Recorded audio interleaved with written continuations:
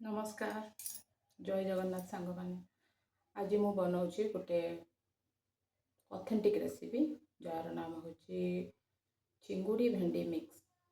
तो मु बहुत थर आगु बनई किंतु आज टिके यूनिक बनवा को ट्राई करुँची। आशा करुँची आपण मानको पसंद आसो। जदि किछि एथिरे भूल रही जाए किंबा किछि अभाव रहिला तो प्लीज कमेंट माध्यम रे जणाइबे। आ जदि भल भी लगी प्लीज लाइक शेयर और सब्सक्राइब करेंगे और कमेंट करने को भूलें। प्लीज सपोर्ट करंतु। Thank you. जय जगन्नाथ। तो सांग माने ये आमर भेंडी बगीचा ये देखंतु नुआ नुआ भेंडी हेची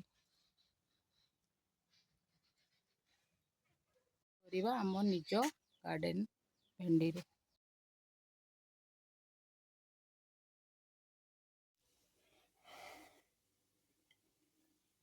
एथिरे अछि सांग माने रसुण अदा और पियाज ता सहित किछि जीरा नहीं आम भल से गोटे पेस्ट बनैबा।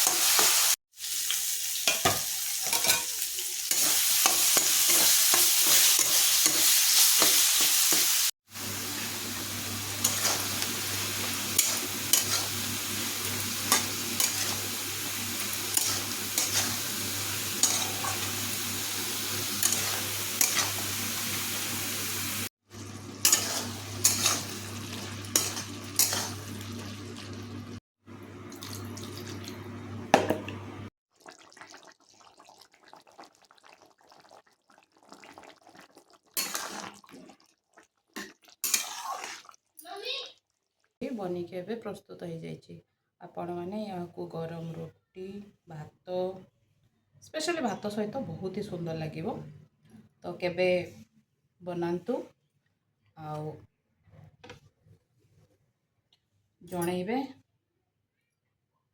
खाई जणेबे केमती है। देखंतु सांग माने आजिर थाली मु प्रस्तुत कर देछि।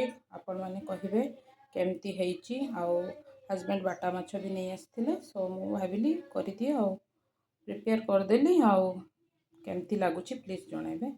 आ जदि किछि भूल हेछि कि किछि कमी रहि जाइथिबो किछि अभाव रहि जाइथिबो मो प्रिपरेशन रे तो प्लीज आपण कमेंट माध्यम रे जणेबे। आउ प्लीज लाइक करिवे शेयर करिवे सब्सक्राइब करिवे आउ प्लीज सपोर्ट करिवे। आउ गोटे बाटा माछर भी फ्राई बनईदेली आनी हजबैंड तो बनईदेली। तो केमती हेछि जणेबे। आउ किछि जदि माने कमी रही जाइथिबो या किछि भूल हो जाइथिबो तो क्षमा कर देबे। तो संग माने आमे बनईके चिंगुड़ी भेंडी भेंडी तरकारी आपण माने कहिबे केमती हेछि। आपण माने कहिबे केमती हेछि। प्लीज लाइक और शेयर सब्सक्राइब करंतु आउ कमेंट माध्यम रे जणांतु